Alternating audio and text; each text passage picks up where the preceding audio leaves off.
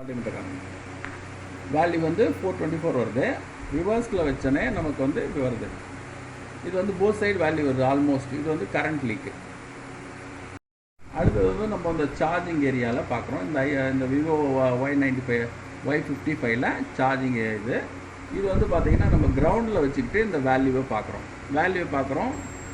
Beep வருது. அதாவது இது விபிஹெச் பவரு பீப் வருது. நம்ம அதனால் என்ன பண்ண போகிறோம், ஷார்ட் கில்லர் அப்ளை பண்ணி இதில் வந்து எந்த காம்பனண்ட் வந்து ஃபிசிக்கலாக டேமேஜ் ஆகிருக்கு அப்படின்றத தெரிஞ்சுக்க போகிறோம். அதாவது இப்போ வந்து ஷார்ட் கில்லரில் நம்ம பாருங்கள், ஷார்ட் கில்லரில் 3.7 வோல்ட்டு. ஏன்னா நம்ம எவ்வளோ 3.7 வோல்ட்டு தானே வெளியில் போகுது, சரியா? அப்போ அந்த வோல்டேஜை அப்ளை பண்ண போகிறோம். எவ்வளோ ஷார்ட் இருக்கோ அதுக்கேற்ற போல் இது கரண்ட் எடுத்துக்கும். கரண்ட்டுன்றது லோடுக்கு ஏற்ற போல் 3.8 வச்சுருக்கேன், கம்மி பண்ணிட்டேன் 3.7. இப்போ வந்து நம்ம ஆசிட்டிஸ் மல்டிமீட்டரை யூஸ் பண்ணுற போலவே, மல்டிமீட்டர் எப்படி யூஸ் பண்ணுவோமோ அதே போலயே. ஸோ இதில் வந்து நம்ம ஒரு பாயிண்ட்டை கிரவுண்டில் வச்சுக்கிட்டு இன்னொரு பாயிண்ட்டை நம்ம இதில் வச்சு பார்க்க போகிறோம். காயில்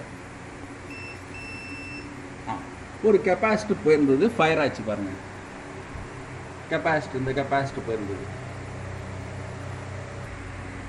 மறுபடியும் ஒரே வாட்டி கொடுத்து பார்க்குறோம். அவ்வளோதான். அதான் அது கட் ஆஃப் ஆகிடுச்சு. ஃபஸ்ட்டு இந்த கெப்பாசிட்டரை எடுத்து பார்க்கலாம்.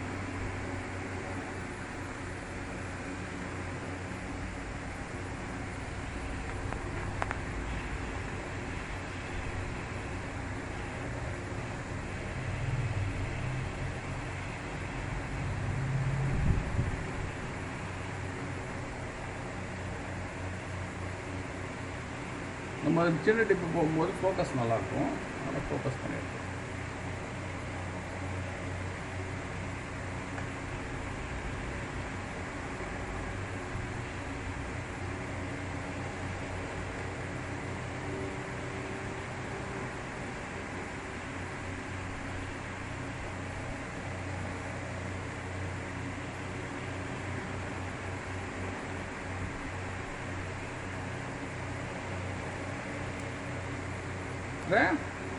ட்ராக் போகாத இருக்கணும், அதுக்கேற்ற போல பண்ணிக்கலாம். அவ்வளோ இந்த காம்பனண்ட் ஆன் பண்ணு. இப்போ வந்து இந்த ஷார்ட் கிளியர் ஆகிடுச்சு. ஏன்னா இந்த ஷார்ட் வந்து கிளியர் ஆகிடுச்சு. இப்போ வந்து இந்த போர்டு ஆன் ஆகும், சரிங்களா? இதுதான் வந்து நம்ம சன்ஷைன் ஷார்ட் கில்லரை யூஸ் பண்ணி ஃபைண்ட் அவுட் பண்ணோம். 3.7 வோல்ட் வோல்டேஜை கொடுத்து பார்த்தோம். இந்த காம்பனண்ட் இந்த கெப்பாசிட்டி ப்ராப்ளமு.